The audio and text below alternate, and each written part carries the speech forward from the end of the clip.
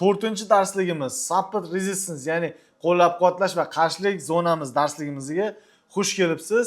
Bozorda qanaqa ishlaydi, nazariyasi qanaqa, nima asos sababga ko'ra bu instrument ishlatib turib savdo bitimlarini amalga oshiramiz, shular bo'yicha qisqa va lo'nda qilib batafsil tushuntirib berishga harakat qilaman. Darslikka oxirigacha ko'ringlar.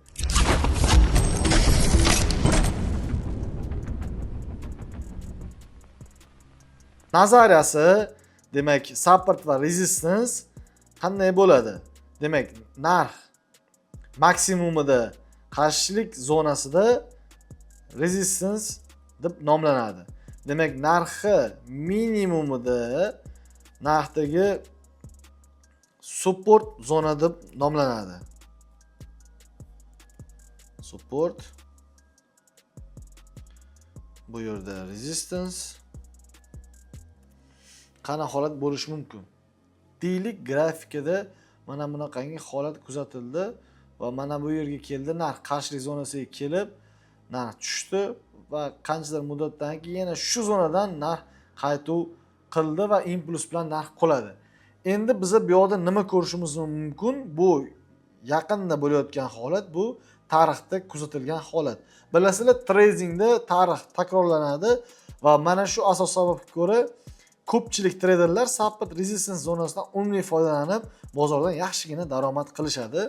Xo'p, qarshilik zonasini qanaqa aniqlashimiz mumkin? Mana bu yerda yangi holat.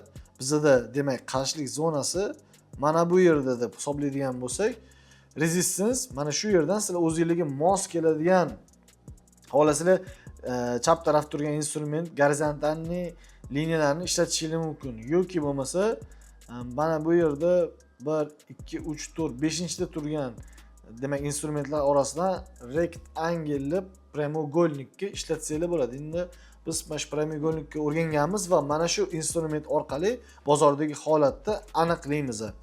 Xo'p, qarshilik zonasida oldin narxda mana shu maksimum yetgandan keyin keyingi narx harakati mana shu maksimumdan qaytadimi yoki yo'qmi?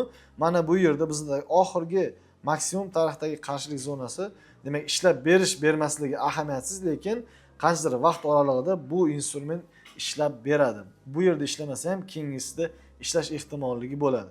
Mana shunaqangi holat bo'ladi. Demak, qarshilik uchragandan keyin biz mana shu yerda уже o'z pozitsiyamizni egallashimiz kerak bo'ladi. Ya'ni sell ssenariy bo'ladi. Narx tushishiga bitim ochamiz. Aksincha narx qo'llab-quvvatlash zonasiga kelgandan keyin support zonasidan demak reaksiya bergandan keyin biz buy pozitsiyasini egallaymiz. Ya'ni narx o'sishiga bitimlarni ochamiz va foydada yopamiz. Xo'sh, support resistance shunaqa tarzda ishlaydi. Endi bu nazariyasi hozir grafikda sizlar bilan ishlaganmi yoki yo'qmi shularni ko'rib chiqamiz.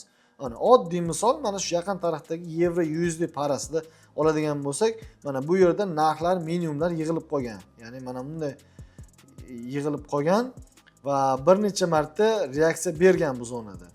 Mana bu qarshilik zonasi deb oladigan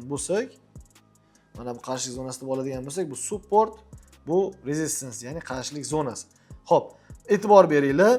Bir marta demak yaqin tarafdagi support zonamiz ishlagan, ikkinchi marta reaksiya bergan, uchinchi, to'rtinchi marta уже reaksiya bergan. Mana bu yerda уже buy pozitsiyani egallasak bo'ladi. 5-marta reaksiya berib, 6-marta yorib o'tib, retest qilib, ya'ni qaytuv qilib shu zonaga yana narx qulashda davom etyapti. Bu yoqda support zonasi yorilgandan keyin уже biz bemalol o'zimizdan pozitsiyamizdan egallasak bo'ladi. Yoki yana keyingi misolni ko'radigan bo'lsak, qarshilik zonasi, mana deylik, mana bu yer qarshilik zonasi deb oladigan bo'lsak, qarshilik zonasi mana bu yaqin tarixdagi demak holat va keyingi marotaba narx o'sib kelib shu zonadan reaksiya bergan, yorib o'ta olmagan va kuchli impuls bilan narx yorib o'tgandan keyin bitta qaytuv qilgan, bizani egallaydigan pozitsiyamiz xohlasanglar yorib o'tgandan keyin kirsanglar bo'ladi impuls bilan yoki bo'lmasa qaytuv qilgandan keyin kirsanglar bo'ladi. Bu pozitsiyani endi o'zingizlar tanlaysizlar. Mana bu yoqda ham ishlagan qarshilik zonasi, qarshilik va yorib o'tgan impuls bilan narx yaxshigina o'sib bergan. Xo'p, bunaqa misollarni juda ham ko'plab ko'rishimiz mumkin. Grafik ochib olib o'zingizlar ustida ishlanglar.